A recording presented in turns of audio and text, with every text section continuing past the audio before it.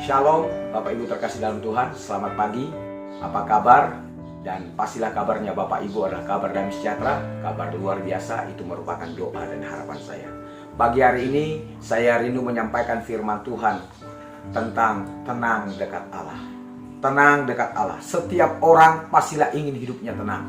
Setiap orang pastilah ingin hidupnya damai.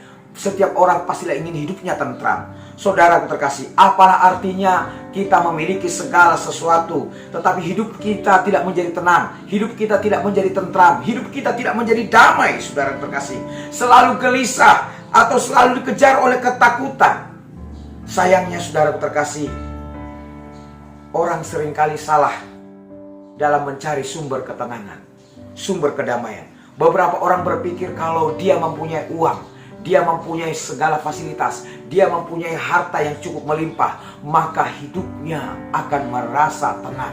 Tapi apakah benar demikian, saudara terkasih? Apakah benar bahwa kalau dia mempunyai segala fasilitas, maka hidupnya menjadi tenang? Saudaraku, bagaimana kita menjadi tenang? Firman Tuhan mengajarkan kepada kita dalam Mazmur 62 ayat 1 sampai ayat yang ketiga berkata demikian. Untuk pemimpin biduan, menurut Yedutun, Mazmur Daud, hanya dekat Allah saja aku tenang, daripadanya lah keselamatanku. Hanya dialah gunung batuku dan kota bentengku, aku tidak akan goyah. Saya ulangi.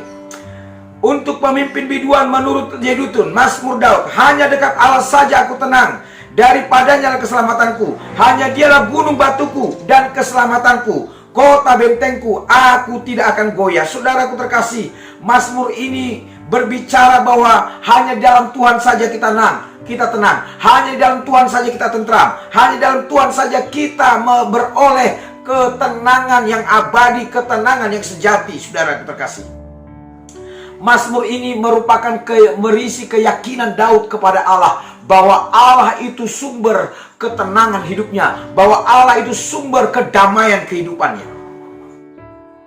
Daud tahu bahwa musuhnya sedang berupaya ingin menjatuhkan dia. Daud mengerti, Daud sadar bahwa musuhnya selalu ingin mencari-cari kelemahan, ingin mencari-cari kesalahan. Bagaimana Daud bisa menjadi kalah? Bagaimana Daud bisa menjadi tumbang? Saudara terkasih, hanya dekat Allah saja aku tenang. Kata hanya dalam Mazmur 62 ini, saudara terkasih, dipakai sebanyak 6 kali, saudara terkasih. Kata hanya bermakna, saudaraku, penegasan bahwa sesungguhnya atau satu-satunya. Ini merupakan penegasan dan pengakuan terhadap Allah bahwa hanya satu-satunya penyelamat dan perlindungan bagi pemazmur. Hanya Allah satu-satunya penyelamat dan perlindungan bagi pemazmur.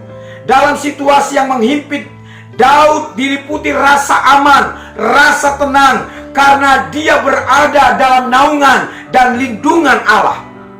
Allah satu-satunya sumber pengharapan, sumber kedamaian yang dapat diandalkan olehnya. Kedekatan dan pengenalan Daud akan Tuhan menuntunnya untuk tetap tenang, untuk tetap damai, untuk tetap tentram, saudaraku terkasih.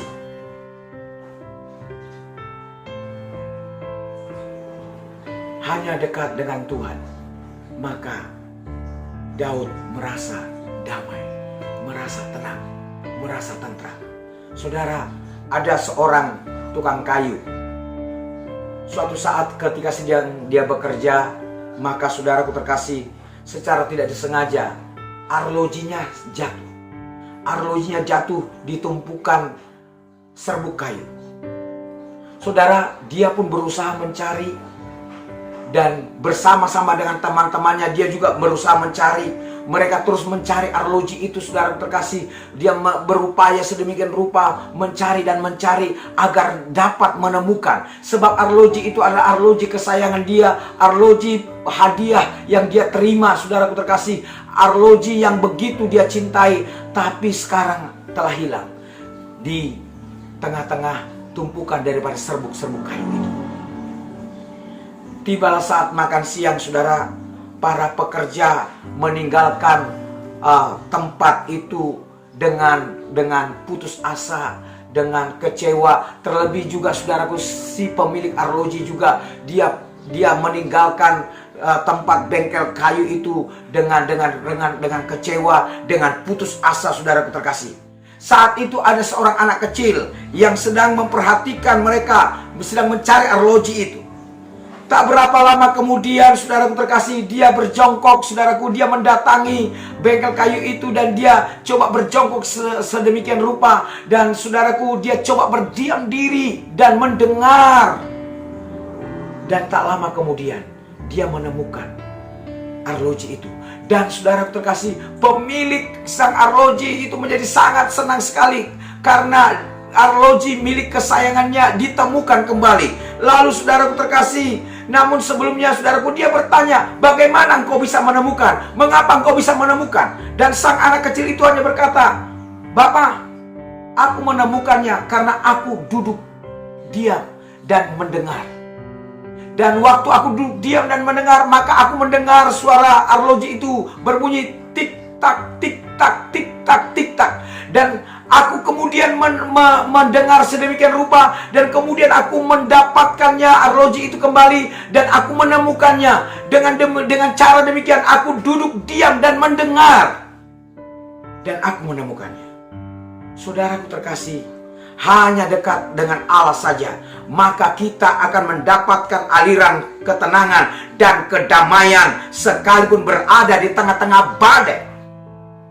Dan saat kau tinggal dengan tenang, saat kau tinggal tenang dekat dengan Tuhan, maka kau akan beroleh jawaban darinya, engkau akan beroleh ketenangan darinya, engkau akan beroleh kedamaian darinya, dan kau akan beroleh menemukan pengharapan darinya. Karena kita tahu, hanya dekat dengan Allah saja kita tenang. Hanya dekat dengan Yesus kita tenang. Waktu engkau dekat dengan Tuhan, engkau akan mendengar Dia berbicara. Engkau akan mendengar suaranya. Engkau akan mendengar apa yang menjadi firman-Nya. Dan itu akan menjadi kekuatanmu. Itu akan menjadi pertolonganmu. Itu akan menjadi sumber kekuatan dalam hidupmu, dalam dirimu, dalam jiwamu. Saudaraku terkasih, apakah saudara sedang tidak tenang? Masalah terus menerpa saudara sehingga saudara mengalami kekhawatiran. Ingatlah bahwa Tuhan merupakan sumber ketenangan, bahwa Tuhan adalah sumber kedamaian, bahwa Tuhan adalah sumber pengharapanmu yang sejati dan yang sempurna. Dialah sumber keselamatan, Dialah sumber perlindungan yang dapat memberikan ketenangan, yang dapat memberikan pengharapan, yang dapat memberikan sumber kedamaian kepadamu dan kepadaku. Oleh karena itu, saudaraku terkasih, apapun yang terjadi, tetaplah tenang, dan tetaplah tenang. Jangan mau terkontaminasi dengan hal-hal lain. Mari tetaplah tenang, saudaraku terkasih. Demikianlah firman Tuhan yang saya sampaikan pagi hari ini. Tuhan Yesus memberkati, dan saya ucapkan shalom.